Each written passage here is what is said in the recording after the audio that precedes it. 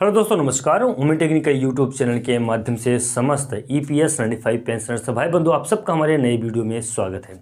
देखिए, आज 1/10/2020 है और आज के दिन ईपीएस 95 पेंशनर्स के 4 बड़े और महत्वपूर्ण अपडेट मैं लेके आया हूँ। चारों के चारों अपडेट्स हैं जो ईपीएस 95 पेंशनर्स की पेंशन में वृद्धि को लेके अहम भूमिका अपना निभा रहे हैं।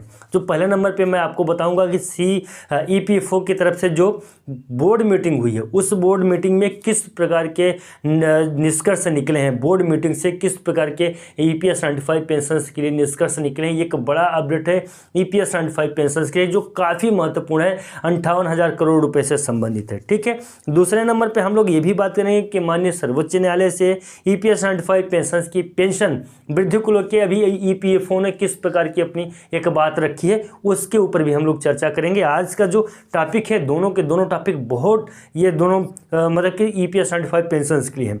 और तीसरा नंबर पे ईपीएस 95 पेंशनर्स के लिए है कि ईपीएस 95 पेंशनर्स की पेंशन कितनी होगी, उन्हें कितने रुपए तक की पेंशन राशि मिलेगी। और चौथा नंबर पे है कि ईपीएस 95 पेंशनर्स के लिए एकता, अखंडता और किस प्रकार से एकजुट होकर ईपीएस 95 पेंशनर्स को अगला कौन सा कदम उठाना पड़ेगा। एनएससी की टीम के माध्यम से यह जानकारी मिली है कि कौन सा ऐसा कदम उठाना पड़ेगा कि ईपीएस 95 पेंशनर्स को पेंशन की राशि जो तो जल्द ही मिल जाएगी। तो हम लोग ये चारों के चारों अपडेटों को जानेंगे। इन चारों के चारों अपडेट्स में मैं अलग से सेपरेट वीडियो बना दूंगा, उसे भी आप लोग देख लीजिएगा। फिलहाल मैं भी आपको बता दूं कि ईपीएफओ की तरफ से जो बोर्ड मीटिंग हुई है, उसमें यह निष्कर्ष निकल के सामने आया है, यह डिसीजन लिया गया है कि कम से कम जो 58,000 करोड़ रुपए है, 58,000 करोड़ रुपए है, उसमें से कुछ हिस्सा ईपीएस 95 पेंशनर्स को पेंशन राशि देने के लिए यूज किया जाएगा। तो ये एक बड़ी खुशखबरी है ईपीएस 95 पेंशनर्स के लिए कि हाँ, ईपीएस 95 पेंशनर्स को 58,000 करोड़ रुपए से पैसा मिलेगा। जहाँ तक यह जानकारी मिल रही है तो 58,000 रुपये, जो 58,000 करोड़ रुपए है, उसी से ईपीएस 95 पेंशनर्स को पेंशन की राशि दी जाएगी। दूसरे नंबर पे मैं आपको बता दूं कि माननीय सर्वोच्च न्यायालय में ईपीएस 95 पेंशन की उच्च पेंशन से संबंधित, पेंशन में वृद्धि से संबंधित ईपीएफओ ने अपनी एक दलील वहाँ ईपीएफओ के वकील के माध्यम से बताया गया था कि समय समय पर पेंशन वृद्धि होती रहती है, समय समय पे पेंशन वृद्धि भी की गई है।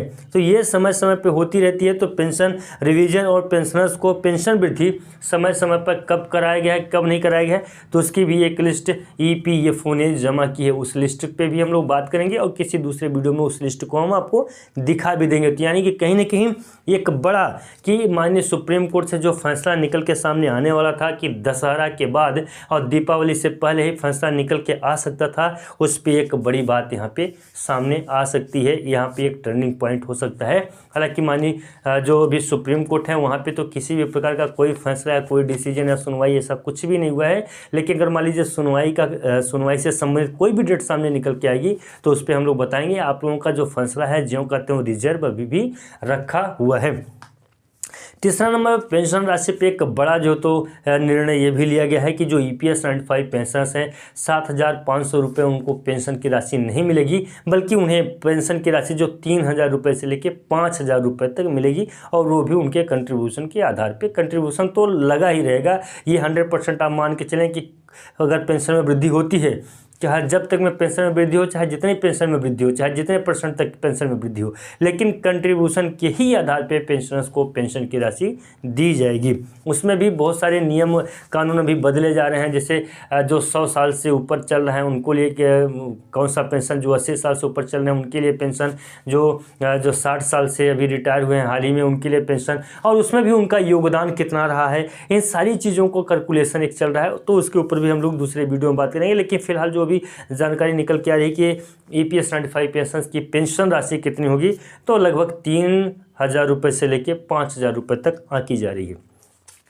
और पेंशन राशि के जैसे कि एनएससी की टीम लगातार एनएससी की टीम के द्वारा इन बातों को रखा जा रहा है, कहा जा रहा है कि ईपीएस 95 पेंशनर्स के लिए, जैसे मान लीजिए कि जब तक ईपीएस 95 पेंशनर्स इकट्ठा नहीं होंगे, एकजुट नहीं होंगे और सरकार के हाथ से, तब तक पेंशन की राशि उनको नहीं मिलेगी।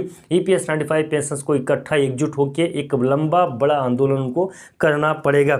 जब से, और ये भी बातें कही जा रही हैं कि एक बड़ी महत्वपूर्ण है कि केंद्र सरकार से जो तो कोई भी बिल रहता है या केंद्र सरकार से संबंधित रहता है या उनके कर्मचारियों से संबंधित रहता है तो करोड़ों रुपए की बिल को पास कर दिया जाता है। लेकिन EPS 95 पेंशनर्स के लिए या उनकी पेंशन में वृद्धि के लिए एक भी रुपए अभी तक नहीं किया गया है और उस पर विचार भी नहीं किया जाता है। और क्यों नहीं किया जाता, उसके पीछे का कारण क्या हो सकता है?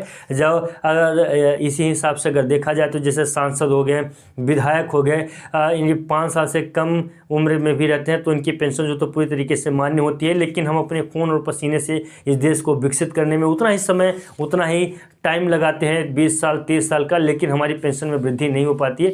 ये भी एक बड़ा प्रश्न जो तो EPS 95 पेंशन उठा रहे हैं कि फिर हमारी पेंशन में वृद्धि क्यों नहीं हो पाती है। हम भी तो उतना ही कंट्रीब्यूशन देते हैं अपने समय का, हम भी तो देश हित में, देश को वृद्धि करने में, देश को संपन्न करने में हम भी तो अपना उतना ही महत्वपूर्ण भूमिका निभाते हैं। फिर हमारी पेंशन में वृद्धि क्यों नहीं हो रही है?